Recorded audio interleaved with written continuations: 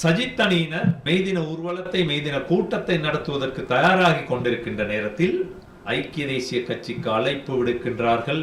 எங்களுடைய மேதின கூட்டத்திலே தங்களை கலந்து கொள்ளுமாறு அழைப்பு விடுக்கின்றார்கள். ஏனென்றால் அழைப்பு விடுக்கின்றார்கள், அதாவது எதிர்கட்சி என்று தன்னை சரிவர உலகுக்கு காட்டிக்கொள்ள முடியாதது மட்டுமல்ல, தான் எதிர்கட்சி தலைவர் என்பதை கூட மறந்திருக்கின்ற, தான் எதிர்கட்சி தலைவர் பதவிக்கு பொருத்தமற்றவர் என்பதை நிரூபணமாக சுட்டி காட்டியதன் பின்புலத்தில் இருந்துதான் ஐக்கிய தேசிய கட்சியோடு சஜித் பிரேமதாஸ் கைகுலுக்குவதற்கு அழைப்பு விடுக்கின்றார்கள்.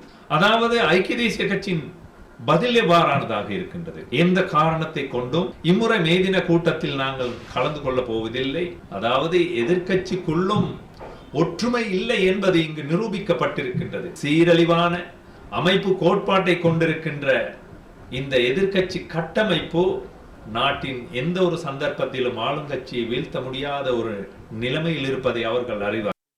அந்த வகையில்தான் கடந்த காலத்தில் என்ன கூறினார் சஜித் பிரேமதாச, ஐக்கிய தேசிய கட்சி என்பது பிணைமுறி மோசடியில் ஈடுபட்ட பாரிய மோசடியான கட்சி, அதற்கு தலைமை தாங்கியவர் ரணில் விக்ரமசிங்க, பிணைமுறி மோசடியில் ஈடுபட்டவர்களோடு ஒருபோதும் இணைய மாட்டோம் என்று கூறினார். அவ்வாறு கூறிய சஜித் பிரேமதாச இன்று அழைப்பு விடுக்கின்றார் ஐக்கிய தேசிய கட்சிக்கு.